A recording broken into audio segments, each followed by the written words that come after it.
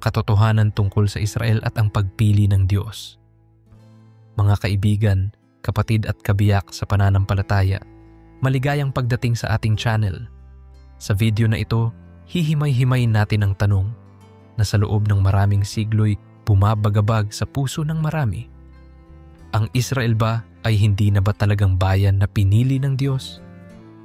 Marahil napapansin ninyo sa mga balita, social media feed, at maging sa pulpit na tila nag-uunahan ng iba't ibang pananaw. Ang ilan ay nagsasabing, tapos na ang pagkakatalaga ng Israel. Ang iba na may buong tapang na ipinagtatanggol na walang hanggan ang tipan ng Panginoon.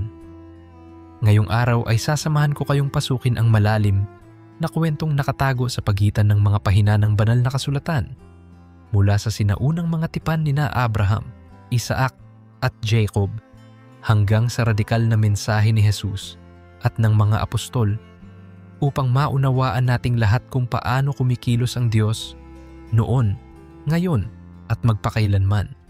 Hindi lamang ito isang araling pampananaliksik, isa itong paglalakbay ng puso upang magising tayo sa katotohanang ang plano ng Diyos ay higit na malawak kaysa sa anumang limitasyong sa tingin natin ay umiiral at upang masilayan natin ang dakilang imbitasyon niya. Maging liwanag sa gitna ng kadiliman at maging tagapagdala ng pag-ibig at kapayapaan. Kaya, i-like mo na ang video, i-share mo sa mga kaibigan at samahan mo ako hanggang dulo sapagkat garantisado hindi ka aalis na hindi nagbabago ang pananaw mo sa Israel, sa sarili mong pananampalataya at sa plano ng Diyos para sa sangkatauhan. Noong una, dapat muna nating maunawaan kung ano ba talaga ang ibig sabihin ng piniling bayan. Kapag sinabing pili, madalas iniisip nating may paboritismo, may mas espesyal o may pribilehiyo. Subalit sa Biblia, ang pagpili ay laging may kalakip na layunin. Nang tawagin ng Diyos si Abraham sa Ur, humayo ka mula sa iyong bayan at kamag-anak patungo sa lupaing ituturo ko sa iyo. Genesis 12:1. Hindi lamang ito pangako ng personal na pagpapala. Sa sumunod na talata ay malinaw ang layunin. Pagpapalain ko ang mga magpapala sa iyo at sa pamamagitan mo, pagpapalain ko ang lahat ng angkan sa lupa. Genesis 12:33. Kaya paunawa agad. Ang pagpili kay Israel ay hindi pagtatangi upang sila'y manatiling hiwalay at mas mataas. Ito'y pagtatalagaop ng isang instrumento para maipadaloy ang biyaya sa buong daigdig. Dito pa lang, maririnig na natin ang pintig ng puso ng Diyos. Isang pusong mapagpala, nakatuon hindi lang sa iilan kundi sa kabuuan ng kanyang nilikha. Ang tanong, namalagi ba ang Israel sa layuning iyon? Oo at hindi. Tulad nating lahat, may tagumpay sila at may kabiguan. Ngunit kailanman, hindi sila iniwan ni Yahweh sa kawalan. Sa tuwing sila'y naliligaw, naroon ang mga propeta, tawagin nating whistleblowers ng langit, upang i-redirect ang buong bansa pabalik sa tipan. Sabi nga ni Isaias, narito, ang Diyos ay may layuning di mapipigil. Sino ang makahahadlang? Isaiah 14:27. Ang mensahe, kahit makulit ang tao, hindi sumusuko ang Diyos. Lumipas ang panahon at pumasok tayo sa yugto ng mga hari. Mula kay David na lalaking ayon sa puso ng Diyos. Unang Samuel, 13 kabanata, 14 na talata. Hanggang kay Solomon na nakilala sa karunungan, makikita nating unti-unting lumilinaw ang pangako. May darating na Mesyas mula sa angkan ni David na magtatatag ng walang hanggang kaharian. Ikalawang Samuel, 7 na kabanata, 12 talata, hanggang 16 na talata. Ngunit tandaan, hindi lahat ay rosas. Naghati ang kaharian, nagpadala ng mga babala, sina Amos at Oseas. Ngunit nanatiling matigas ang leeg ng Israel. Dito pumapasok ang kababalaghan ng remnant theology, kakaunting natitirang tapat. Pinangako ng Diyos na iingatan niya, paano man kalaki ang pagtalikod ng nakararami. Pakinggan natin ang tinig ni Isaias. Kahit maging kasindami ng buhangin sa dagat ang Israel, Tanging ang natira lamang ang maliligtas. Isaiah 10:22. Ibig sabihin, hindi nawawala ang tipan. Kumikipot nga lang, ngunit lalong tumitindi ang ningning sa mga piniling hindi bumitiw. Ka-YouTube, napapansin mo ba? Sa panahon nating postmodern, parang ganyan din. Hindi lahat ng nag-aangking Kristiyano ay sumusunod sa hakbang ni Kristo, ngunit may remnant na tunay na nagmamahal at naglilingkod. Hinihikayat tayo ng Diyos na huwag nating sukatin ang tagumpay ng tipan base sa dami kundi sa katapatan. Fast forward tayo sa bagong tipan, kung saan tila nagliliyab na apoy ang tanong. Kung totoo ang tipan ng Diyos, bakit tila tinalikuran ng ilan sa Israel si Jesus? Ang unang sumagot, ang apostol na si Pablo, dating si Saulo, isang pariseyong puno ng apoy at talino. Sa Roma, 9-11, buong tapang niyang hinarap ang tensyon. Una, kinilala niyang may mga pribilehyo ang Israel. Ang pagkupkup bilang mga anak, ang tipan, ang kautusan, ang pagsamba, at mga pangako. Roma 9:4.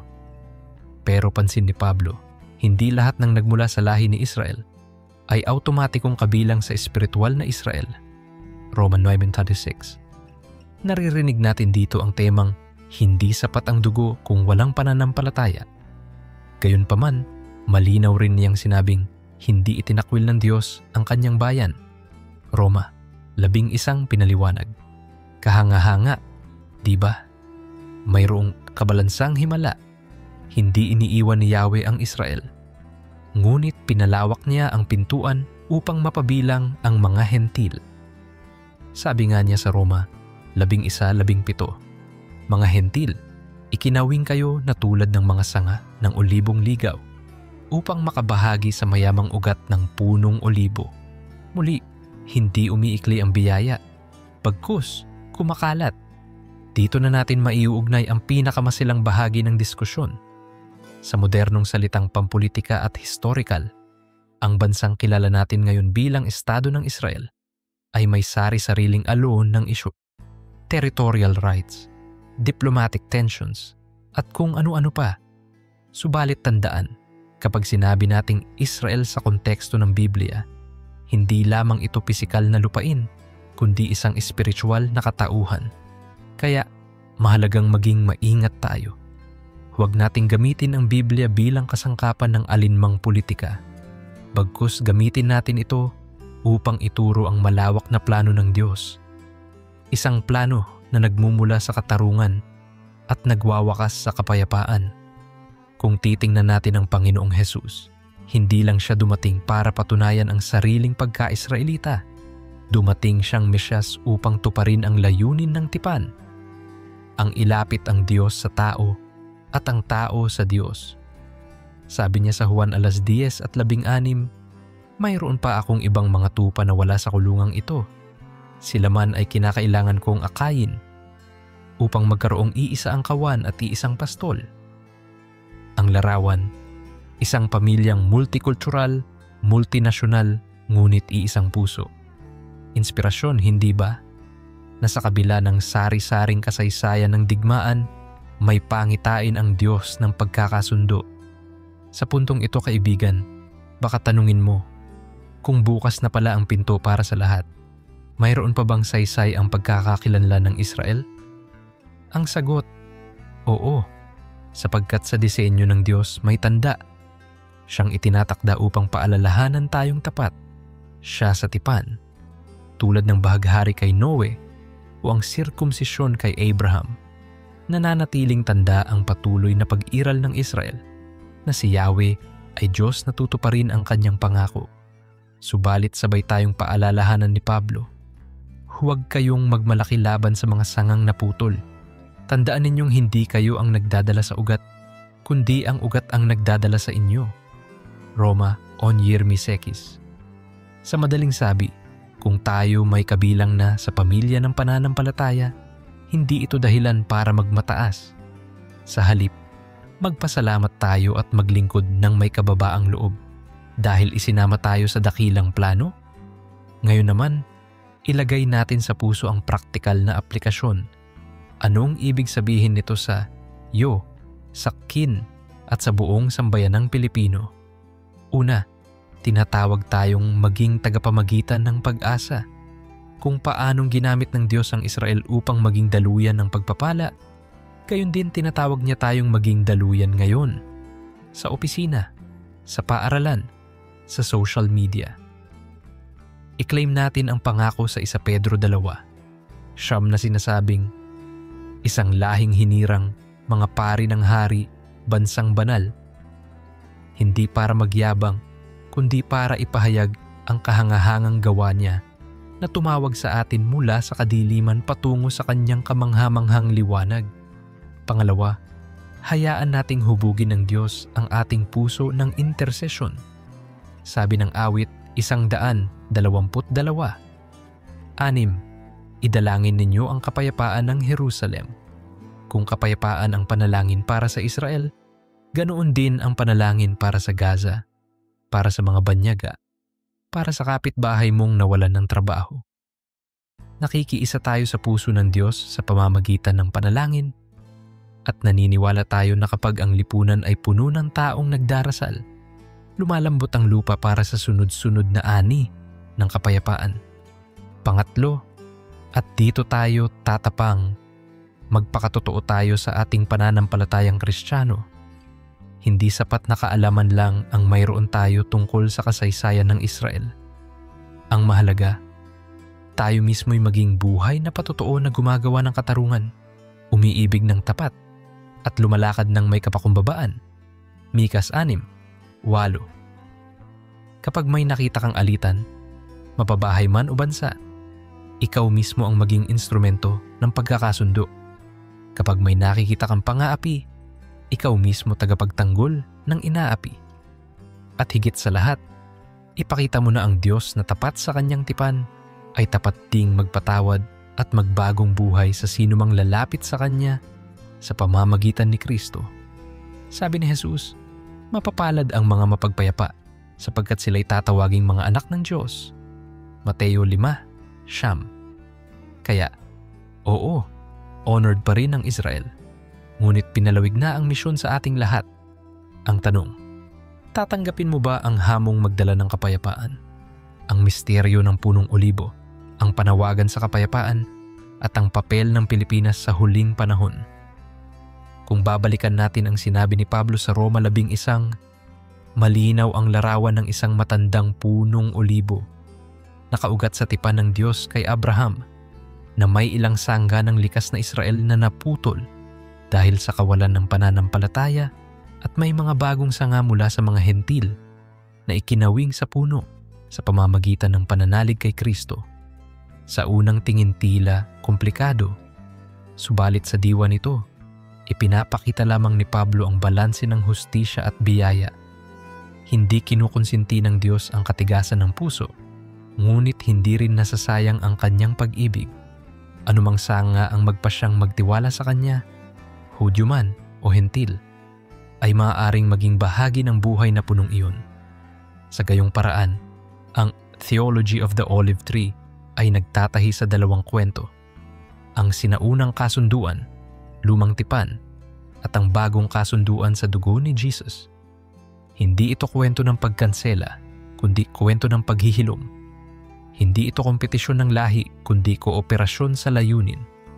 Kaya't nasusulat, kung ang ugat ay banal, banal din ang mga sanga. Roma 11:16. At kung sila'y muling mananampalataya, madali para sa Diyos na ikawing silang muli. Roma 11:23. Pinapakita nito na ang grasya ay laging may bukas na pintuan para sa pagbabalik loob. Walang sino man, individual o bayan, ang huli na para sa plano ng Diyos. Subalit hindi nagtatapos sa teolohiya ang usapan. Sa mismong puso ng olive tree motif ay ang hamon ng pagkakasundo. Kapag ang isang sanga ng olibong ligaw ay ikinawing sa main root, kailangan nitong mag-adapt, tumanggap ng daloy ng dagta, at matutong umayon sa ritmo ng buong puno. Katulad din natin sa loob ng katawan ni Kristo, ang magkakaibang kultura, politika, at kwento ng buhay ay kailangang matuto ng mutual submission at humility. Tandaan ang payo ni Pablo sa mga taga-Efeso. Pagsakop kayo sa isa't isa alang-alang kay Kristo. Efeso 5:22. Sa makabagong konteksto ng gitnang silangan kung saan ang dugo, lupa at identidad ay pinapagitnaan ng marahas na salungatan, mahalagang maipaunawa na ang punong olibo ay sumasagisag sa kapayapaan, nagbibigay ng langis na panustos sa ilawan, pampahid sa sugat, at sangkap sa pagkain. Sa ibang salita, ang totoong anak ng tipan, Hudyo man o Hentil, ay tinawag hindi para maging gatilyo ng digmaan, kundi maging langis na nagpapaginhawa ng sugat ng sangkatauhan. Gamit ang lente ng ganitong pananaw, pagnilayan natin ang mga praktikal na hakbang upang maging bridge builders sa gitna ng patuloy na tensyon sa Israel, Gaza at karatig na bansa. Una, ibinabalik tayo ng kasulatan sa banal na disiplina ng pananalangin. Idalangin ninyo ang kapayapaan ng Jerusalem. Managananawa sa iyo ang nagpapahalaga sa iyo. Awit 122:6. Ngunit hindi rito nagtatapos. Binubuksan ng bagong tipan ang paningin natin na ipanalangin din ang mga kaaway, sapagkat sinabi ni Jesus, ibigin ninyo ang inyong mga kaaway at ipanalangin ninyo ang mga umuusig sa inyo. Mateo 5:34.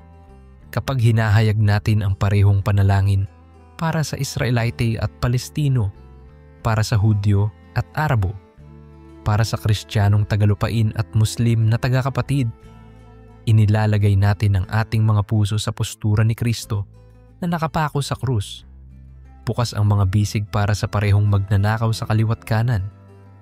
Ang gayong uri ng panalangin ay hindi lamang tahimik na bulong. Ito'y naglalabas ng atmosfera ng kaharian na makapangyarihang nagbabago ng tao at sistema. Ikalawa, hinahamon tayo ng banal na espiritu na sumasabuhay ng radikal na empatya. Kung paanong may mga anak ng Israel na lumaki sa trauma ng Holocaust, may mga anak ng Palestino na lumaki sa takot ng bombang bumabagsak sa kanilang bakuran.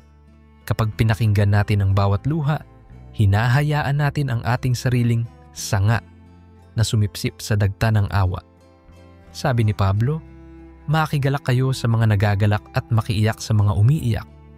Roma 12:15. Ang pakikinig, pagbisita, at makataong tulong. Ito ang patak ng purong langis na bumababa mula sa puno tungo sa sugat ng mundo. Hindi nito kinokontra ang hustisyang pang-estado, ngunit pinapatalas nito ang ating pagkatao para makita ang imahe ng Diyos sa bawat mukha. Ikatlo, tinatawagan tayong magtaguyod ng katarungan na may kahabagan. Ang propeta Mikas ay sumigaw, ipinakita na sa iyo, o tao, kung ano ang mabuti at ano ang hinihingi ng Panginoon sa iyo, kundi ang gumawa ng katarungan, umibig ng kahabagan, at lumakad ng mapagpakumbaba. Mikas 6:8. Sa panahon ng disinformation, kailangan natin ng pormang nag-uusisa, kumikilala ng pagkakautang, ngunit hindi nahuhulog sa bitag ng mapanghusga. Maaaring wala tayong kapangyarihang pampolitika, ngunit bilang bahagi ng pandaigdigang body ni Kristo, maaari tayong magsalita para sa dignidad ng lahat at humiling sa mga lider ng mahinahong dialogo sa halip na bala. Sa puntong ito, natural na lumalabas ang tanong, ano ang papel ng Pilipinas sa dulaang ito ng huling kapanahunan? Mapapansin nating noong 1947, isa sa 13 botong yes sa United Nations upang kilalanin ang pagtatatag ng modern state of Israel ay mula sa Pilipinas. Isang hakbang na inaalala ng Israel hanggang ngayon. Hindi aksidente ito, bagkus sinasalamin ng malaking populasyon ng mananampalatayang Pilipino ang missionary DNA na ibinubulong ng Espiritu. Sa kasalukuyan, may mahigit 11 milyong overseas Filipino workers na nakakalat sa mahigit 100 bansa, parang mga sanay manlalakbay na kusang inilagay ng Diyos sa iba't ibang bahagi ng punong olibo upang magdala ng liwanag. Tunay nakakatuwa, ang kahinaan ng ekonomiya ang nagtutulak sa marami na mag-abroad, subalit ito ring pag-alis ang nagiging paglaganap ng mabuting balita sapagkat sa hospital ng Riyadh sa hotel ng Dubai, sa cruise ship sa Mediterranean, naririnig ang pangalan ni Jesus. Bukod dito, lalong umiinit ang panawagan sa mga simbahan sa Pilipinas na magpadala ng cross-cultural missionaries, hindi lamang bilang OFWs kundi sadyang ambassadors ng Ebanghelyo. Nakita natin sa nakaraang dekada ang pagsulpot ng mga training centers na nakatuon sa gitnang silangan window, 10 sa 40 window, at maging sa Jewish diaspora. Ang mensahe ng punong olibo ang naglalagablab sa kanilang dibdib. Kung hindi tayo ang babalik kay Israel dala ang pag-ibig ni Kristo, sinong sanga ang magdadala ng langis? Kaya't kapag tayo'y nagdarasal para sa pag-aani ng mga kaluluwa, huwag nating kakalimutang iangat ang mga Pilipinong nurses sa Tel Aviv o caregiver sa Haifa. Maaari silang maging lihim na kamay ni Yahweh para magsindi ng ilaw sa sambahayan ng kanyang orihinal na tipan. Dagdag pa rito, may kakaibang handog ang kulturang Pilipino sa larangan ng kapayapaan at pagkakasundo. Ating tradisyon ng bayanihan, pakikisama at pagtitimpi ay may sensitibidad na maaaring maging tulay sa pagitan ng dalawang nag-uumpugang pananaw. Sa kontekstong agrikultural ng punong olibo, kailangan ang maingat na paghugpong, dahan-dahang pambabalat at tiyempong nasa tamang temperatura. Katulad ng kakayahan nating mga Pinoy na mag-adjust, makibagay at magdala ng malumanay na presensya. Ipinakita rin ng ating kasaysayan mula sa People Power Revolution ng 1986 hanggang sa mga lokal na peace talks sa Mindanao na may kakaiba tayong karanasan sa nonviolent transition. Sa parehong espiritu, maaari tayong maging tagapagsanay ng peace building sa mga kabataang Hudyo at Palestino, nagtuturo ng kasanayan sa pakikinig at trauma healing. Tunay ngang nililok ng Diyos ang ating kolektibong kasaysayan upang magdala tayo ng posporo at kandila sa madilim na bodega ng alitan. Ngunit hindi matatapos ang ating bahagi kung wala tayong integridad sa loob. Habang sumisigaw tayo ng kapayapaan sa mga banyagang lupa, kailangan ding mapayapa ang ating pamilya, pamayanan at simbahan. Walang kabuluhan ang dalang langis kung ang sisidlan ay may tagas ng alitan. Kaya't hamon ni Santiago, sino ang marunong at may kaalaman? Ipakita sa pamamagitan ng mabuting pamumuhay sa kaamuan ng karunungang mula sa itaas. Santiago 3:13. Kung ang punong olibo ay nangangailangan ng matabang lupa, kailangan din ng ating karakter ng tamang pataba. Ang pataba ng kabanalan, katapatan, at pagtitiyaga. Kapag bumabalik tayo sa simpleng espiritual na disiplina, pananalangin, pagbasa ng salita, pagsamba, pag-aayuno, nagiging makapal ang dagta ng espiritu sa ating buhay at natural nating maidudulot ang kapayapaan saan man tayo ipadala. Sa liwanag nito, maaaring itanong ng ilan, kung may remnant sa Israel, mayroon din bang remnant sa Pilipinas? Ang sagot, oo. Sa bawat henerasyong Pilipino, may iilan na yayakap ng mas malalim na pasaning misyon, magpapalimos sa kaluwalhatian ng Diyos at hindi ng tao. Sa 2 Korinto 4:7. Sila ang mga estudyanteng handang mag-fasting para sa kapayapaan sa Gaza, mga guro ng Sunday School na nagtuturo sa kabataan ng buong counsel ng Diyos, mga negosyanteng naglilinis ng transaksyon upang makapag-ambag sa humanitarian projects. Hindi marami, ngunit sapat na para magliyab ang buong bansa. Tulad ng latang langis ni Eliseo na patuloy na umaapaw hanggat may sisidlang bakante, 2 araw at 4. Gagamitin ng Diyos ang bawat nakahandang puso upang punan ang kakulangan sa digmaan ng espiritu. Kung susumahin, ang teolohiya ng punong olibo ay hindi lamang akademikong konsepto kundi blueprint ng global discipleship. Kung tayo man ay mga sanga, hindi sapat na kabit-kabit tayo sa ugat lamang. Dapat ding makita sa atin ang bunga, ang prutas ng espiritu. Galatia 5:22-23. Kapag ang punong olibo'y namumunga, lumilikha ito ng 3 yugtong makabuluhan. Una, ang sariwang oliba na pwedeng kainin, Ikalawa, ang pagdurog at pagpiga upang makuha ang langis. Ikatlo, ang pagsindihang ilawan, balsamo o pagkain. Sa gayon ding paraan, ang buhay Kristiyano ay dumadaan sa yugto ng paghubog at pagsubok bago maging liwanag sa mundo. Kung nararanasan mo ngayon ang pagdurog, sa karamdaman, kabiguan o persekusyon, alalaang sapagkat ang kapighatian na pansamantala at magaan ay naghahanda sa atin ng walang hanggang kaluwalhatiang higit at higit na dakila. Sa Korinto 4:17. Ang langis ng iyong luha ay maaaring maging liwanag sa kadiliman ng iba. Ngayon, iwaksi natin ang huling balakid ng eksklusibong pagkamakabansa sa pananaw ukol sa Israel. Hindi lahat ng pagkampi ay kapayapaan. May pagkamping nagbubunga ng pagdusta sa kabilang hanay.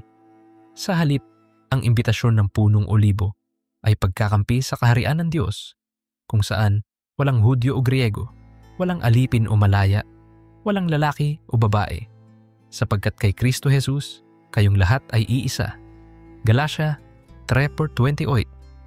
Ang pagkakaisang ito ay hindi pagbasura sa pagkakaiba. Ito'y paglalagay ng pagkakaiba sa tamang perspektiba. Ang anino kumpara sa liwanag ng Panginoon ng mga Panginoon. Habang papalapit tayo sa tinatawag ng ilan na kairos moments ng kasaysayan, ang hakbang tungo sa muling pagdating ni Kristo, nararapat na tayong maging gaya ng matatalinong dalaga sa talinghaga. Mateo 25. May langis, may ilawan, at gising. Hindi sapat na memorya ng nakalipas na revival o nakalipas na conference ang dalhin. Kailangan natin ng sariwang pagpiga ng banal na espiritu sa araw-araw upang hindi tayo maubusan sa huling sagupaan. Kaugnay nito, patuloy na dumarami ang mga ulat ng pagsilang ng Messianic Jewish congregations na sumasampalataya kay Yeshua at kumikilala kay Maria bilang ina ni Jesus, isang himala ng pagbabalik ng mga naputol na sanga. Gayun din, tumitindi ang panawagan sa mga simbahan ng Asia, lalo na sa Pilipinas, upang suportahan sila sa panalangin, discipleship materials, at kahit sa pang-araw-araw na pangangailangan. Tandaan ang hamon ni Pablo. Kung sa kanilang pagtanggi ay naging pagpapala sa sanlibutan, gaano pa kaya ang magiging bunga kung sila'y tanggapin ng lubos? Roma 11:15. Sa madaling sabi, ang magandang balita ay posibleng tumindi pa kapag nakita nating magkakasamang sumasamba sa Jerusalem ang Hudyo, Arabo, at mga tao mula sa bawat wika, kasama ang Tagalog at Cebuano. Pagtatapos, ang dakilang pagtitipon ang luwalhating darating at ang hamon ng Pilipinong henerasyon. Sa puntong ito ng ating paglalakbay sa kasulatan, mula sa unang pagtawag kay Abraham, sa misteryo ng punong olibo ni Pablo, hanggang sa pandaigdigang ambag ng Pilipinas, nararapat lamang na itanong natin, ano ang susunod? Kung ang Diyos ay tapat, kung ang tipan ay nananatili, at kung tayong lahat ay bahagi ng punong iyon, saan patutungo ang kwento ng sangkatauhan? Sa ikatlong yugto ng serye, titigisin natin ang pahayag ng Biblia ukol sa nalalapit na dakilang pagtitipon, ingathering. Susundan natin ang nitty-gritty ng milenyong kaharian na binabanggit ng pahayag at ilalatag natin ang 7 hakbang ng paghahanda, espiritual, pansarili at pambansang, na tiyak na kailangan nating yakapin kung nais nating maging tapat na mga sanga na may bunga hanggang wakas. Unang ang dakilang pagtitipon, paghahabi sa lahat ng bansa.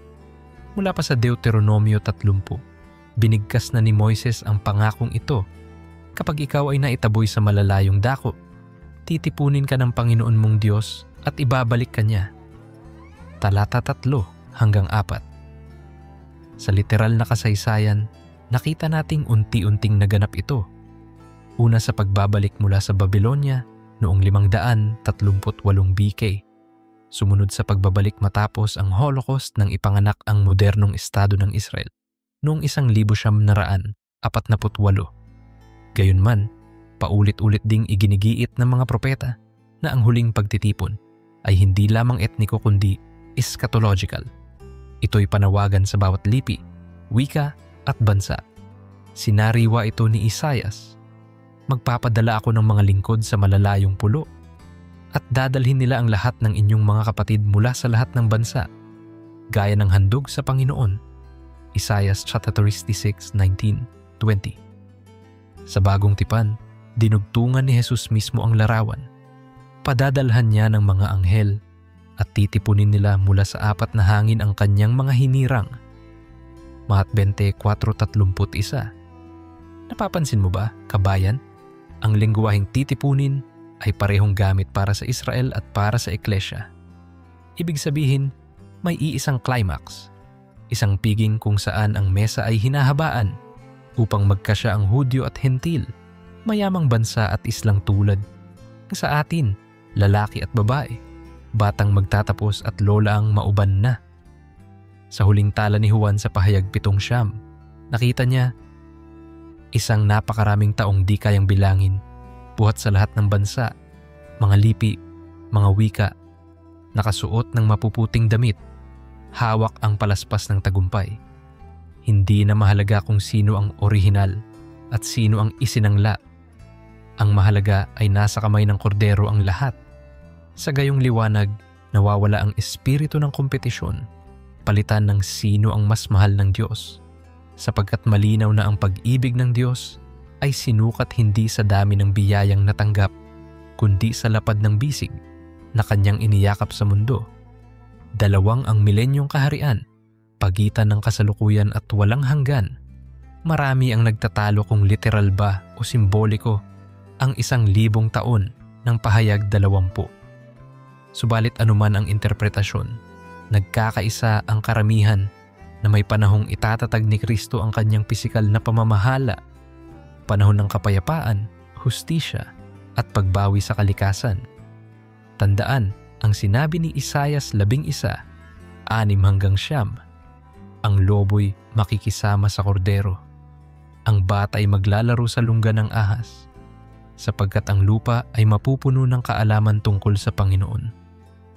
Makikita natin dito ang triple restoration, restorasyong social. Wala nang digmaan, ang espada'y gagawing araro, Mikas 4:3. Restorasyong pisikal, gumagaling ang lupa, aagos ang tubig na nagpapagaling mula sa templo, tulad ng bisyon ni Ezekiel 47. Restorasyong relasyonal, ang Israel at mga bansa ay lumalakad magkakasama sa liwanag ng Lunes ng Diyos. Zacarias 14:11. Sa pagsapit ng panahong ito, hindi mawawala ang pagkakakilanlan ng Israel bilang bayan ng aklat, Roma 3:2. Ngunit hindi rin mawawala ang karangalan ng mga hentil na kasamang tagapagmana, F 3:6. Ang katarungan at away magkakaroon ng kumpletong balanse. Iyon ang milestone kung saan matatapos ang paghihirap at magsisimula ang walang humpay na pagsamba. 7 hakbang ng paghahanda para sa Pilipinong henerasyon. Bilang mga sanga mula sa punong olibo na pinatingkad ng biyaya, narito ang konkretong roadmap. Paninindigan sa katotohanan ng salita. Bukod tangi ang Panginoong iyong Diyos, kaya't limiin mo ang aklat na ito araw at gabi. Josue 1:8. Sa kasagsagan ng fake news, teka-teka theology, at cut-and-paste spirituality, kailangan nating balik-aralan ang buong counsel ng Diyos, lumang tipan man o bago, Israel man o simbahan. Mag-aral sa grupo, mag-Hebreo at Griego kung kaya, at huwag mahiyang itanong ang malalalim na misteryo. Disiplinang panalangin at pag-aayuno. Kung si Daniel ay nag-ayuno upang maunawaan ang kalendaryo ng Diyos para sa Israel, Daniel 9. Gayon din tayo, hindi para baguhin ang isip ng Diyos, kundi para baguhin ang ating puso, itugma sa kanyang ritmo, at marinig ang tamang tugon sa bawat global na alitan. Lifestyle ng paglilingkod. Ang dakila sa inyo ay maging lingkod ng lahat. Marcos 10:44. Mula sa simpleng pagtulong sa LGU Evacuation Center hanggang sa long-term development sa conflict zones, ang paglilingkod ay imprenta ng People of the Covenant. Kapag ang mundo'y pagod sa politika, Ang tanging naiintindihan nilang wika ay wika ng gawa. Estratehikong pagpapadala ng misyonero. Kilalanin na ang OFW phenomenon ay missiological goldmine. Church plant sa Riyadh, Bible study sa Haifa, trauma healing program sa West Bank. Lahat yan ay posible kung magpaplanong maigi, magsasanay ng tapat, at susuportahan ng buo, pinansyal man o panalangin. Pamumuhay na ekonomiyang makatarungan. Ang tipan ni Yahweh ay may kasamang prinsipyo ng Jubilee, pagpapalaya sa utang, pagtapya sa sakim na tubo, pagbabalik ng lupa. Kung nais nating makita ang himig ng kaharian, kailangang lumikha tayo ng negosyo at kooperatibang may DNA ng katarungan. Walang saysay ang pagsisigaw ng kapayapaan sa gitnang silangan kung biktima ng 5 hanggang 6 ang kapitbahay natin. Pagpapanibago ng pamilya, hindi ligtas ang punong olibo kapag inaatake ang ugat, ang pamilya. Palakasin ang family altar, ibalik ang gabing walang gadget, tangkilikin ang bukas loob na komunikasyon. Ang mga anak na marunong magpatawad sa magulang ang unang magdala ng kapayapaan sa susunod na henerasyon. Pagsulong ng kultura ng pagsamba. Pinupuri ka ng Diyos, o Israel, ay sabayang kanta ng Psalms at ng bagong awit. Ang bansa nating kilala sa karaoke ay kayang gawing harp and bowl nation na nagpupuyat hindi sa sugal kundi sa intercession. Kung lalaganap ang awit ng pagsamba sa barangay hall, paaralan at opisinang Pinoy, natural na hihina ang kapangyarihan ng pang-aapi. Ika-4 na mga senyales ng panahon, pagkilala at pag-iwas sa maling kapayapaan. Habang papalapit ang kaganapan, babala ni Pablo. Kapag sinasabi ng mga tao, kapayapaan at katiwasayan, bigla ang darating ang biglang kapahamakan. Unang Tesalonica 5:33. Hindi lahat ng peace accord ay galing sa prinsipe ng kapayapaan. May kapayapaang peke na bunga ng kompromiso sa katotohanan at may kapayapaang militar na binili ng takot. Kaya't bilang tagatanod, kailangan nating magkaroon ng discernment. Sukatin ang bawat balita sa 3 tanong. Itinataas ba nito si Kristo? Pinoprotektahan ba nito ang dignidad ng lahat ng tao? Naaayon ba ito sa walang maliw na prinsipyo ng Biblia? Kung ang sagot ay hindi, kahit sa isa, huwag tayong magpadala sa hype. Magtiis sa katotohanan kahit tila nahuhuli, sapagkat ang huli magiging una kapag bumukas na ang trono ng paghuhukom. 5, ang kaluwalhati ang darating, 3 antas ng gantimpala. Hinimok tayo ni Jesus, magimpok kayo ng kayamanan sa langit. Matat 6:20. Pinagmuni-munian ito ni Juan sa pahayag 22:12. Ang aking gantimpala ay kasama ko upang ibigay ayon sa gawa ng bawat isa. Ano ang uri ng gantimpala? Korona ng buhay, para sa tumitindig hanggang kamatayan. Santiago 1:12. Korona ng katarungan, para sa sabik sa pagdating ni Jesus. 2 Timoteo 4:7-8. Korona ng kaluwalhatian, para sa nag-aalaga ayon sa puso ng pastol. 1 Pedro 5:4. Hindi ito salaping makalupa. Ito'y posisyon ng paglilingkod sa milenyong kaharian at higit pa. Habang pinaglilingkuran natin si Kristo ngayon, sa pag-aaral, pagkonsulta, o pagtitinda ng taho, tinuturuan niya tayong maging katiwala ng mas malalaking lungsod sa darating na panahon. Lucas 19:17. Kaya't liwanagin ang motibo. Ang totoo nating kita ay hindi subscribers, likes, o diploma. Ang totoo nating kita ay kaluluwang nailapit, sugat na nahilom, pusong naibalik. Ika-6 na huling paanyaya, manalangin gaya ng isang bayan na may tahanang ina. Isang katotohanan ang madalas nakakaligtaan. Noong ipinako si Jesus, inihabilin niya si Maria kay Juan. Juan 10:26-27. Bago maghating araw ng muling pagkabuhay, tiniyak niyang may tahanan si Maria. Sa parehong diwa, bago sumiklab ang sukdulang digmaan ng huling panahon, tiniyak ng Diyos na may tahanan ang kanyang mga anak. Ito ang pananayang magkakapatid tinig ng panalangin at hapag ng kabutihang magkakahati. Kung ang Pilipinas ay tinawag bilang ina ng mga melodyang misyonero, hindi tayo dapat matulog sa pansitan. Tayo ang maaring maging banig ng pagpahingahan ng mga sugatan galing sa digmaan, maging physical refugee man o emotional. Kayo'y maging mabait at mahabagin, nagpapatawaran tulad ng pagpapatawad sa inyo ni Kristo. Efeso 4:32. Yan ang wika ng ina. 7 deklarasyon, iisang direksyon. Tapat ako, kasama ako, magliliwanag ako. Sa part 1 at part 2, itiniim natin ang 3 deklarasyong ito. Sa huling pagkakataon, ilapat natin sila bilang pangwakas na panata. Tapat ang Diyos kailanman.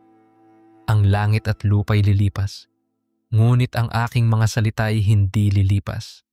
Mga 24:35. Kasama ako sa dakilang plano. Kami kanyang gawa, nilalang kay Kristo Jesus para sa mabubuting gawa na inihanda niya ng una. Efeso 2:10. Maghahatid ako ng liwanag. Sa gayon ding paraan, paningningin ninyo ang inyong ilaw sa harap ng tao upang makita nila ang inyong mabubuting gawa at luwalhatiin ang inyong Ama sa langit. Patavay 5:16. Sa pagsambit nito araw-araw, pinapaalalahanan nating hindi tayo consumer ng balita, kundi katiwala ng propesya. At kung totoo ang sinabi ni Habakuk 2:14, mapupuno ang lupa ng kaalaman tungkol sa kaluwalhatian ng Panginoon tulad ng pagtakip ng tubig sa dagat. Tiyak na kasali ang Pilipinas sa along iyan. Tayo, marahil ang alon na hahampas mula Pasipiko patungong gitnang silangan. Bitbit ang himig ng pagsamba at langis ng pagkakasundo. Pangwakas na panalangin. Aming Ama, Diyos ni Abraham, ni Isaac at ni Jacob, Diyos at Ama rin namin sa pamamagitan ni Kristo Jesus, sinasabi naming Amen sa iyong dakilang plano. Tinataas namin ng Israel, ang mga bansa sa paligid at ang aming sariling bayang Pilipinas. Puspusin mo kami ng langis ng Espiritu Santo upang ang aming pananalita ay maging ilaw, ang aming mga kamay ay maging kagalingan, at ang aming mga paa ay maging mga sugo ng kapayapaan. Turuan mo kaming maging handang sanga, nakaugat, namumulaklak at nagbubunga, hanggang sa dumating ang araw na ikaw mismo ay makikasalo sa amin sa malaking piging ng kasal ng Kordero. Sa pangalan ni Yeshua HaMashiach, kami nananalangin. Amen. Pagpapatuloy, ang buhay na tipan, ang paghuhubog ng sangkatauhan, at ang walang hanggang luwalhati. Sa pagpapatuloy ng ating malalim na paglalakbay mula sa unang pagtawag kay Abraham hanggang sa pangako ng milenyong kaharian, dumako tayo ngayon sa mas masinsinang pagharap sa mga hamong umiikot sa personal na kabanalan, pambansang pagbabago, at ultimatin na pag-asa ng sangnilikha. Totoo na ang dakilang balangkas ng kasulatan ay umiikot sa Israel bilang punong olibo at sa iglesia bilang mga sangang ikinawing. Ngunit kasing totoo rin na araw-araw tayong hinuhubog ng Diyos sa banig ng ordinaryong buhay upang maging matingkad na patunay ng kanyang walang hanggang katapatan. Kung papaanong bawat piraso ng mosaic ay kailangang makitanim sa tamang lugar upang mabuo ang obra, gayon din ang iyong kwento, ang aking kwento, at ang kwento ng bansang Pilipinas. Lahat ay tuldok na bumubuo sa higanting larawan ng kaluwalhatian ng Diyos. Sa liwanag nito, 3 malalaking lente ang tututukan natin sa part 4. Paghuhubog ng panloob na pagkatao, formation, paglikha ng makatarungang kultura, reformation, at paghahangad ng huling kaganapan, consummation. May 6 na mahahabang talakayan sa loob nito at bawat talakayan ay liliman ng mga talata ng Biblia upang maging gabay sa ating pag-unawa. Unang paghuhubog ng panloob na pagkatao. Bunga ng Espiritu, langis ng olive. Sa kabuuan ng Roma, 11 ay makikita nating ang grasya ay hindi lamang passport patungo sa langit, kundi gatilyo ng radikal na pagbabago ng pagkatao. Ang larawan ng punong olibo ay hindi kumpleto kung walang bunga. At ang bunga ay ginagawang langis pagkatapos ng paghampas, pagdurog at pagpiga. Ganyan ang proseso ng Espiritu Santo sa bawat mananampalataya. Sabi ni Pablo, ngunit ang bunga ng Espiritu ay pag-ibig, kagalakan, kapayapaan, pagtitiyaga, kagandahang loob, kabutihan, katapatan, kaamuan, at pagpipigil sa sarili. Galatia 5:22-23. Pansinin, siyam na katangian subalit iisang bunga. Ibig sabihin, ang tunay na espiritualidad ay hindi pira-piraso. Ito'y holistic na karakter na humuhugot ng katas mula sa mismong ugat, si Kristo. Upang ang bunga ay manatili, kailangan nating yakapin ang espiritu ng pagsasanay. Mga personal na disiplina tulad ng tahimik na pagninilay, solitude, pag-aayuno, at patuloy na pakikipagdaupang palad sa salita. Sa tuwing binubuksan natin ang Biblia, huwag lamang tayong humanap ng impormasyon. Humanap tayo ng transformasyon. Tulad ng salitang Hebreo na davar, salita, nakaugat ng debar, kaganapan. Ang tunay na salita ng Diyos ay palaging may kasamang kaganapan sa buhay ng nakikinig. Kapag sinabi niyang magkaroon ng liwanag, hindi proposisyon iyon. Aktwal na sumiklab ang liwanag. Kapag narinig mo ngayon, maging banal sapagkat ako'y banal. Unang Pedro 1:16. Umaasa ang Diyos na may aktwal na liwanag na sisiklab sa iyong pag-uugali, relasyon at desisyon sa negosyo. Ikalawang pambansang Reformation, kultura ng katarungan at kapayapaan. Kung ang panloob na pagbabago ay langis, ang panlabas na mundo ang lamparang sisindihan. Hindi maaring manatili tayo sa quiet time kung ang lipunan ay naghihingalo sa kawalan ng katarungan. Ipinahayag ng mga propeta, Isayas, Amos, Mikas, na ang pagsamba na walang katarungan ay ingay na nakakapagod sa Diyos.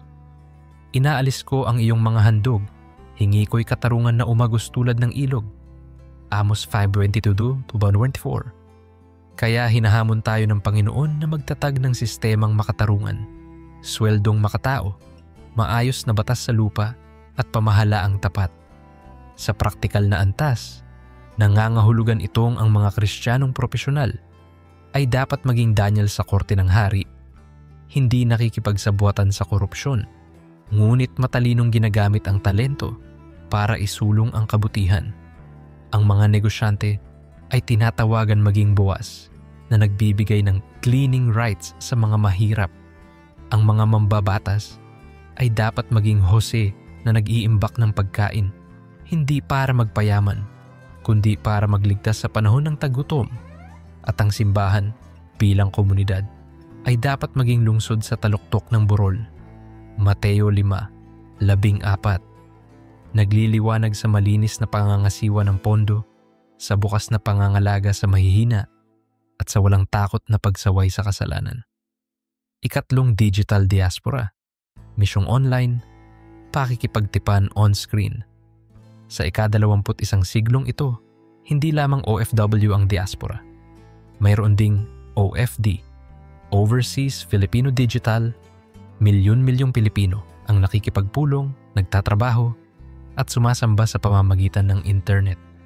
Sa gitna ng algorithm, trending sound at short-form video, nariyan ang napakalaking oportunidad upang ipaabot ang langis ng mabuting balita. Ngunit babala, ang parehong cyberspace ay pugad ng disinformation, pambubuska, at hyper-consumerism. Kaya't dapat tayong maging digital priests, tumatayo sa pagitan ng banal at ng karaniwan. Una, alamin nating ang like ay hindi automatikong patotoo ng katotohanan. Suriin ang link bago i-share. Tularan natin ang mga taga-Berean na masikap sinisiyasat araw-araw kung tunay nga ang mga bagay na ito. Gawa 17:19. Pangalawa, gawin nating plataporma ng pag-asa ang social media. Magbahagi ng testimonya ng paggaling, mag-organisa ng online prayer room, mag-crowdfund para sa biktima ng kalamidad. Pangatlo, siguruhing ang ating presensya online ay extension ng ating karakter offline. Sabi ni Jesus, Sa bawat salitang walang kabuluhan na sabihin ng tao, pananagutan niya ito. Mateo 12:36. Oo, kasama ang tweets at comment thread. Ika-4 na pangalaga sa nilikha, sabat ng lupa at pananagutang ekolohikal. Isang madalas nakakaligtaang bahagi ng tipan ay ang sabat ng lupa. Inutos ng Diyos sa Israel. 6 na taon mong haharanahin ang iyong kaaraman, ngunit sa ika-7 taon, papahingahin mo ito. Exodo 23:10-11. May layunin itong pang-ekonomiya, panlipunan at pang-ekolohikal. Kapag tinatalikuran natin ang prinsipyo ng Sabath, pumuputok ang krisis sa klima, sumasagad ang likas yaman at nagdudusa ang mahihirap. Bilang mga taong born again, kailangan din nating maging green again. Ang pagtatanim ng puno, pag-iwas sa sobrang plastic at suporta sa renewable energy ay bahagi ng pagsunod sa Diyos na lumikha ng langit at lupa sa mas malalim na teolohikal na antas. Anuman ang mangyari sa gitnang silangan, hindi magiging kumpleto ang shalom kung ang karagatan ay puno ng dumi at ang kagubatan ay kalbo. Kaya't kapag nananalangin tayo ng umulan sa Israel o kapayapaan sa Jerusalem, isama natin sa intercession ang mga watershed, coral reef at hangin ng Pilipinas. Sabi ng awit 24, Isa, ang lupa at ang buong naroon ay pag-aari ng Panginoon. Kung tagapangasiwa tayo, sinusunod natin ang may-ari. 5, pagpapanibagong sigla ng banal na tradisyon. Mga kapistahan, Hebreyong ugat at Pilipinong kultura. Marami sa atin ang namamangha sa Paskua, Pentecostes at Tabernakulo. Mga kapistahang ipinagdiwang ng sinaunang Israel at ngayon nagkakaroon ng panibagong sigla sa mga Kristiyanong parehong nagnanais igalang ang kanilang Hebreyong ugat at Pilipinong identidad. Ang hamon, paano magdiriwang ng may respeto at walang relihiyosong yabang? Una, tandaan na ang mga pista ay anino, ang katawan ay si Kristo.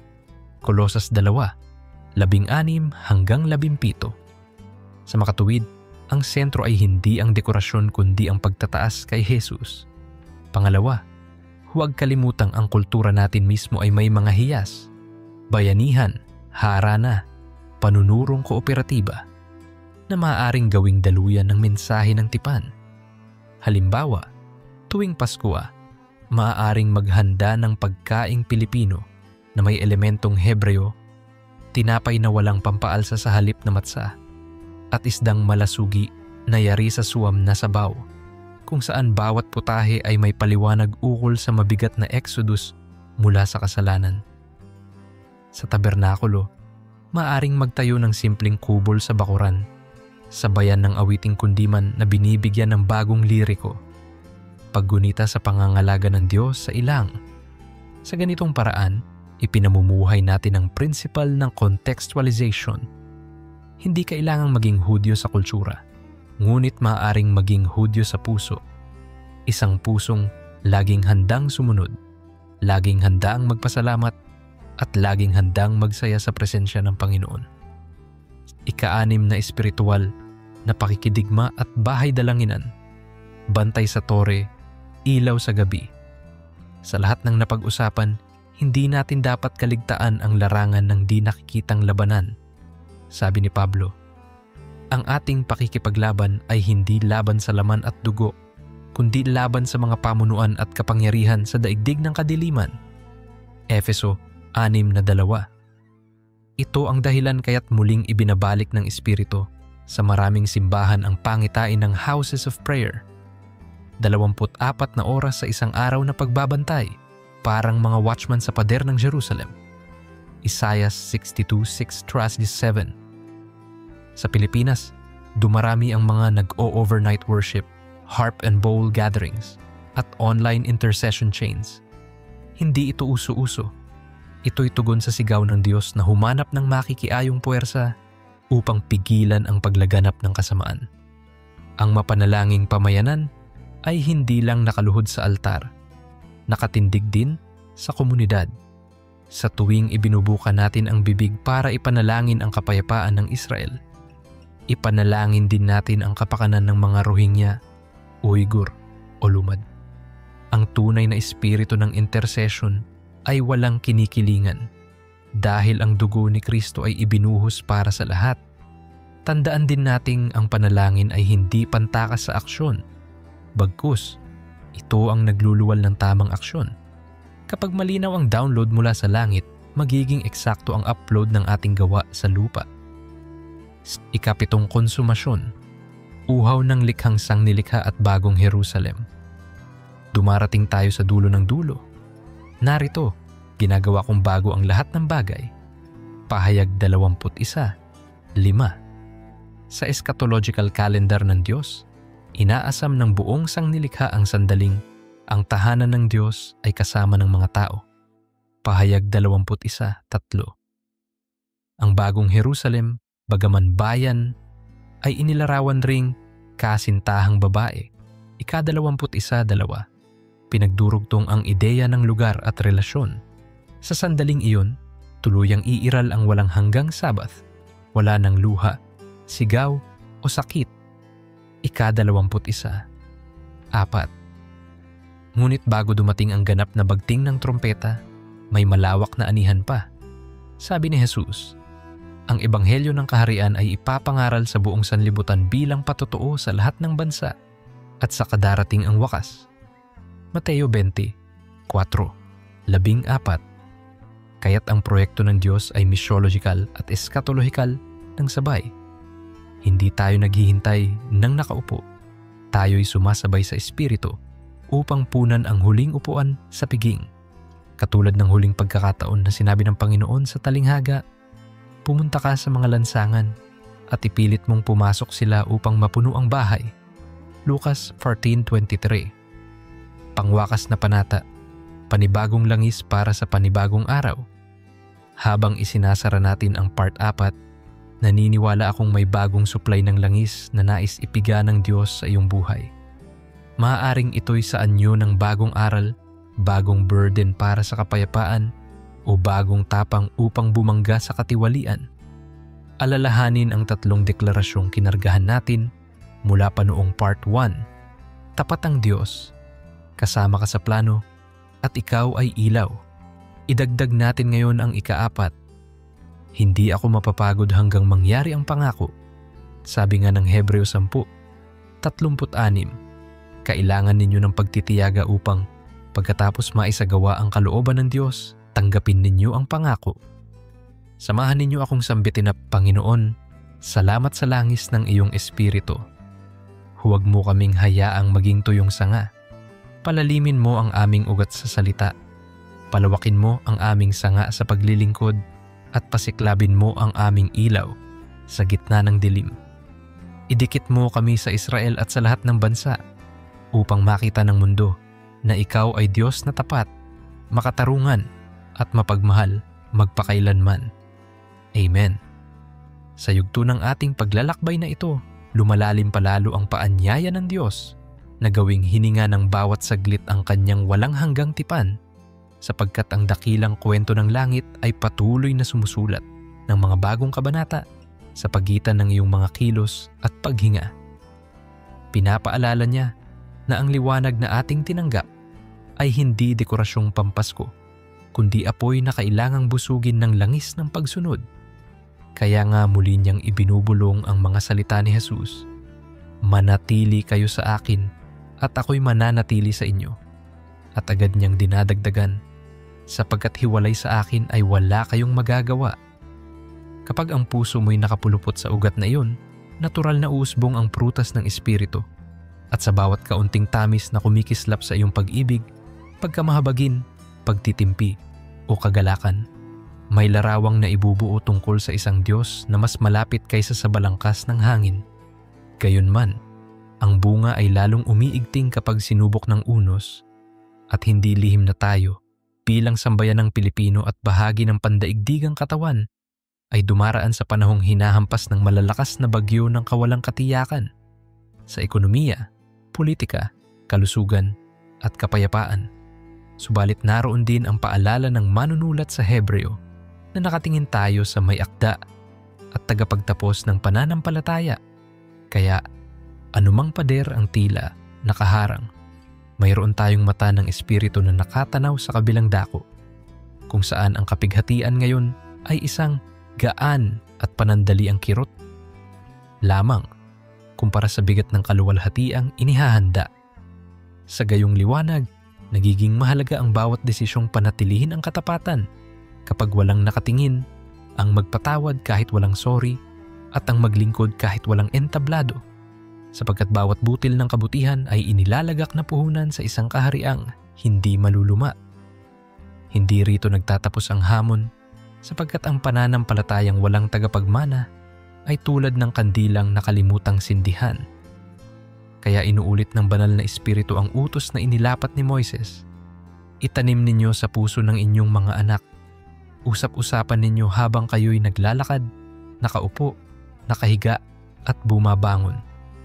Ang susunod na henerasyon na ngayon ay lumalaki sa sinag ng LED screen at himig ng viral soundbite ay hindi mawawaglit kung makita nilang totoo ang Diyos sa halakhak man o luha ng kanilang magulang at guro.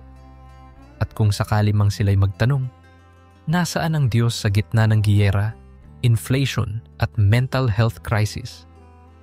Sumasagot tayong lahat sa pamamagitan ng buhay na may siglang naglilingkod sa kapitbahay, handang makinig ng walang paghusga, at marunong magbukas ng Biblia tulad ng pagbubukas ng mapa sa nawawalang manlalakbay. Sa gayong diwa, muling bumabalik ang issue ng paglago sa loob ng lugar trabaho. Kung ikaw man ay nurse sa Madrid, coder sa Singapore, magbabalot sa Quiapo o guro sa Bukidnon, dala mo ang tatak ni Daniel na namuhay ng may kahusayan at integridad kahit nasa palasyo ng mga hari na walang takot sa Diyos. Kapag mahusay kang mag-audit, mas magiging tapat ang kaban ng bayan. Kapag mahusay kang magluto, may pusong dinadampian ang bawat rekado. Sabi ni Jesus, ang sino mang tapat sa maliit ay tapat din sa malaki. Kaya't ang value-added tax na hindi mo kinurakot, ang overtime na hindi mo siningil kahit hindi na file, at ang simpleng pagpupuna sa sahig na tila walang nakakapansin, ay nagiging minahan ng aroma ng kaharian sa mundong bukod tangi ang pangamba sa daya. Mahalaga ring ipaalalang ang kultura ng sining at awit ay malapad na tulay tungo sa puso ng tao, at dito tayo binigyan ng Panginoon ng pambihirang regalo.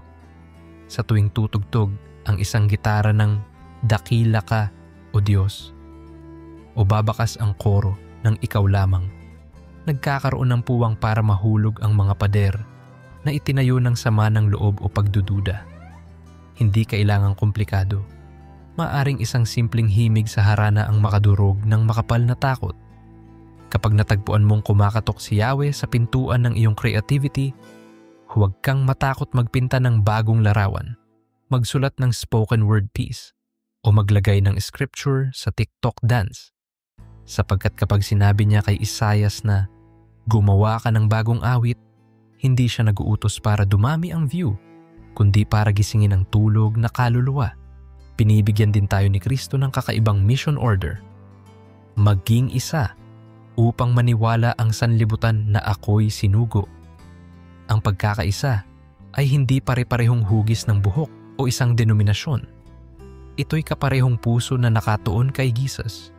Kaya't kung ikaw ay Pentecostal at ako'y Baptist, o siya ay Messianic Jew at sila'y Orthodox, ang mahalaga ay pareho tayong yumuyuko sa krus at muling pagkabuhay. Ang panalangin sa gabi para sa Israel ay hindi kumpleto kung hindi sinasabayang ipagdasal ang mga Arabo, Persyano at Palestino.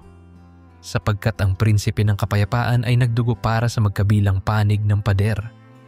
Kapag natutunan nating ipagpalit ang pagkapanalo ng argumento sa pagkapanalo ng pagkakaibigan, saka lamang maririnig ng mundo ang totoong melodiya ng Ebanghelyo. Hindi rin pwedeng ihiwalay sa paksa ang dagok ng mental health. Dumadalas ang ulat ng depression, burnout, at pagod na emosyonal, at kung minsan ay sumusulpot sa mismong loob ng simbahan. Subalit may imbakan ng kapayapaan na hindi kayang sibatin ng bagyong ito. Huwag kayong mabalisa sa anumang bagay, kundi sa pamamagitan ng panalangin at pagsusumamo na may pasasalamat, ipaalam ninyo sa Diyos ang inyong mga kahilingan at ang kapayapaan ng Diyos na hindi kayang arukin ng isip ang siyang magbabantay sa inyong puso. Kapag natuto tayong bumuntong hininga sa presensya ng Ama at hindi lang sa feed ng social media, unti-unting umuuwi ang kaluluwa sa payapang pampang kahit nananatiling magulo ang alon. Kasabay nito'y muling inaalala ni Pablo ang kasuutan ng mandirigmang espiritual, sinturon ng katotohanan, baluti ng katuwiran, sandalyas ng kapayapaan, kalasag ng pananampalataya, helmet ng kaligtasan, at tabak ng espiritu. Hindi ito costume pang Halloween, ito'y survival gear sa panahong normal na ang fake news at kultura ng pagsusumpaan. Hindi nakikipag-away ang Kristiyano para lang manalo sa debate. Nakikipag-away siya upang buksan ang pinto sa liwanag para sa mga nakakadena. Kaya ang armas ay hindi karahasan. Ang armas ay hindi pagkabastos. Ang armas ay panalangin, pagkakawanggawa, at katotohanang sinabi sa pag-ibig. Ganito ang tunay na pakikidigmang sumasalamin sa tagapagligtas na nagdugot sa halip na pumatay. Sa larangan ng yaman at pinagkakatiwalaan, patuloy na umaalingaw-ngaw ang paalala na ang naghasik ng marami ay mag-aani ng marami, ngunit hindi upang ipunin sa bodega ang labis, kundi upang maging daluyan ng jubilee, pagkabura ng utang, at pagpapanariwa ng pag-asa sa mahihirap.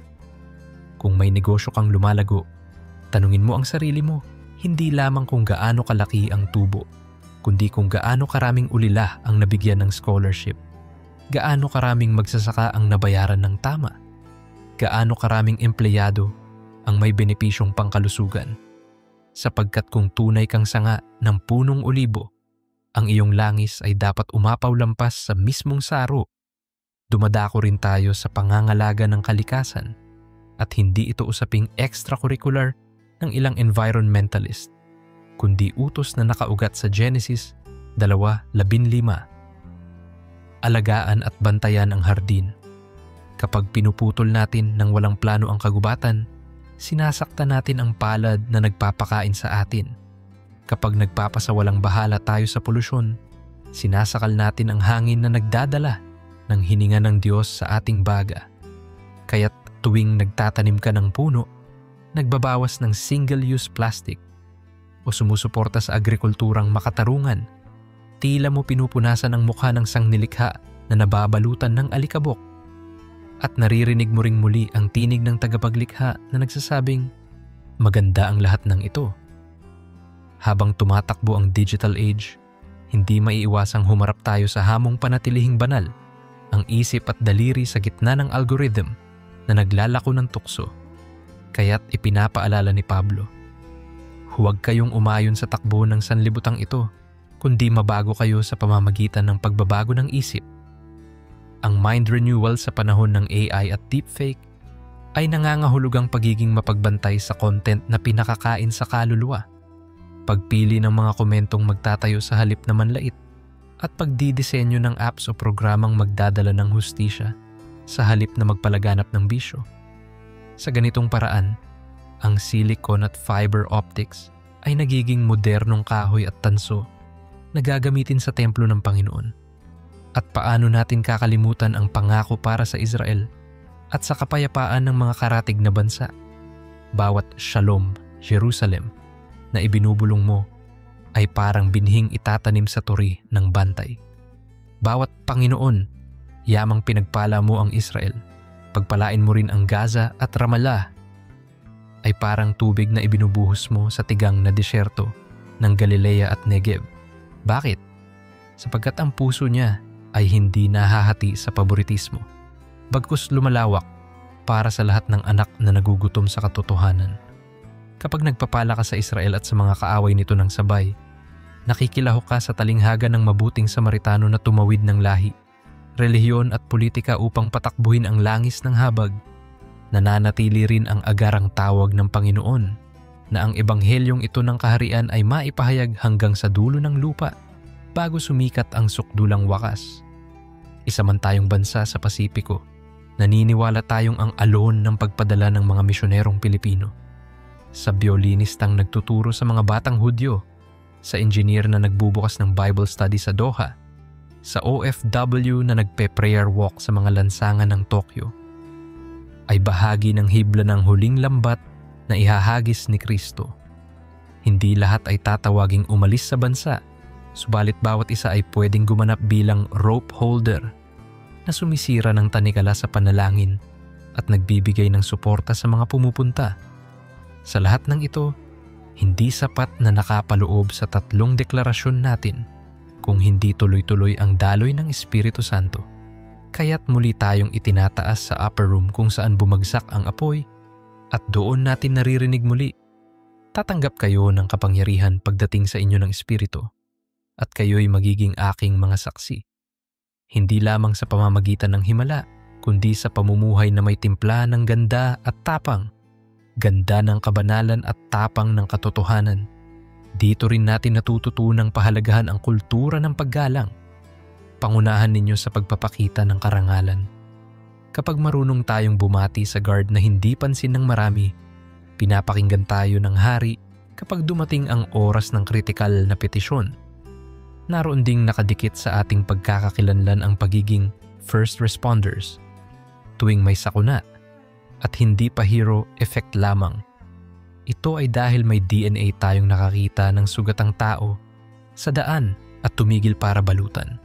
Kapag ang simbahan ay nagluluto ng lugaw sa gitna ng baha, doon nakikita ng komunidad ang mukha ni Kristo.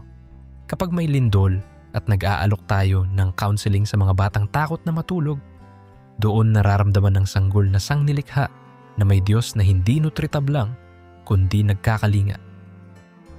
Dito rin muling tumitining ang prophetic voice.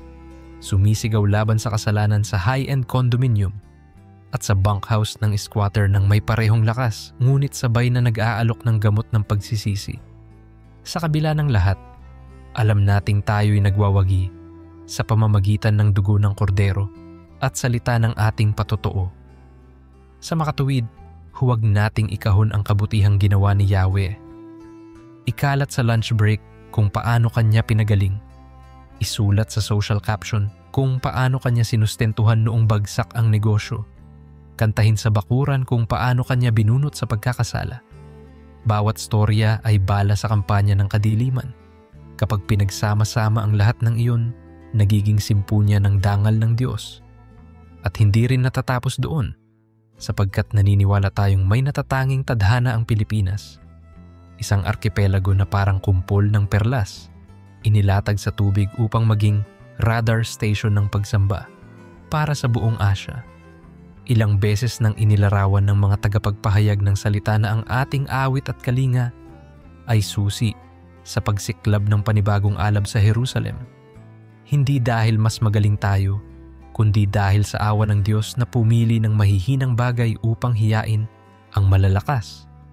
Kung kaya, ang pagtayo ng batang Pinoy na nagtaas ng kamay sa covered court, umaawit ng buong puso, ay maaaring gawing spark upang madala ang dingas sa hardin ng gitnang silangan. Sa gitna ng pambansang kinang na iyan, paulit-ulit na itinatala ng kasulatan ang kababaang loob bilang gate ng karangalan. Ang Panginoon mismo ang naghugas ng paa, kaya't walang puwang ang kulturang pang-aapi sa loob ng pamilya ng Diyos. Ang ama na marunong humingi ng tawad sa anak, ang tunay na pinuno. Ang pastor na kayang magpahinga at magpahawak ng mikropono, sa kabataan ang tunay na tagapagturo. Ang politiko na may lakas ng loob na maging tagapaghugas ng plato sa evacuation center ang tunay na lingkod bayan. Doon naririnig ng lungsod ang himig ng ebanghelyo, hindi sa tunog ng kampanya, kundi sa kalansing ng palanganan ng pagsisilbi. Kung may isang pangkat na kritikal sa paparating na malawakang paggising, ito'y ang kabataang Pilipino, sapagkat nasa kanila ang sigla ng imahinasyon at tapang ng pag-eksperimento. Kaya sinasabi ng Diyos, lay hands on them, release them, guide them but don't cage them. Sa bawat skateboarder na nagtatayo ng Bible study sa parke, sa bawat gamer na naglalagay ng talata sa streaming channel, sa bawat batang babae na nagdidisenyo ng modest fashion na may kasamang berso, May namumulaklak na sariwang siyensilyo ng punong olibo. At huwag sanang makalimutan na pantay ang pagtawag ng Diyos sa lalaki at babae. May Deborah sa batas, may Priscilla sa akademya, may Lydia sa export industry. Lahat kabahagi ng pagbuo ng kaluwalhat iyang larawan. Sa kanayunan namang madalas kalimutan, may mga magsasakang pinalalakas ng espiritu upang maging tagapagtaguyod ng regenerative farming. At sa kanilang pawis nagkakaroon ng panibagong kahulugan ng utos na payabungin at pangalagaan.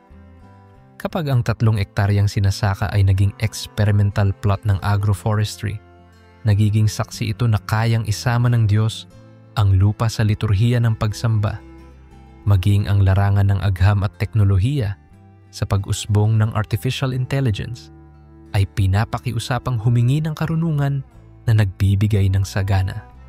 Sa bawat algorithm ng katarungan, sa bawat medical breakthrough na naglalayong pagalingin ang mahirap, isinisiwalat na walang saklaw na bahagi ng sangnilikha ang hindi kayang pasukin ng liwanag ng tipan.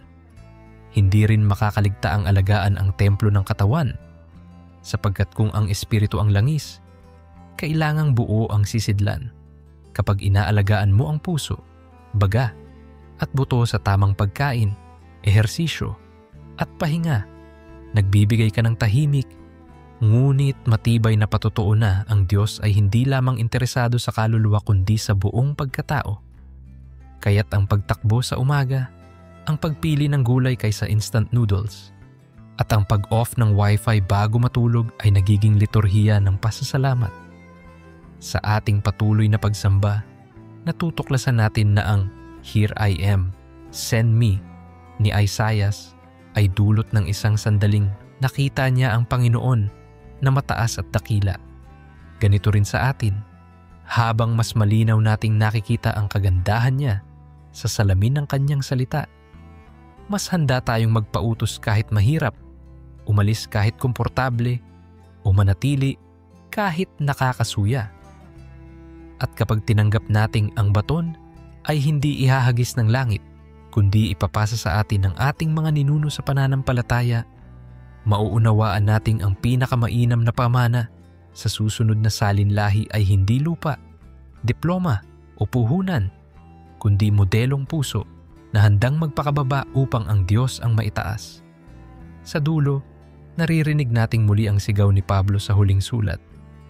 Nilabanan ko ang mabuting laban, tinapos ko ang takbuhin, iningatan ko ang pananampalataya. Hindi niya sinabing, naging trending ako, nilumaki ang aking following, kundi naging tapat ako. Kaya ito rin ang ating kumpas. Kapag binubuksan ng Diyos ang aklat ng mga tala, makita niyang ang Pilipinas, maliit man sa mapa, ay naging tanglaw na nagliyab ng walang pagod.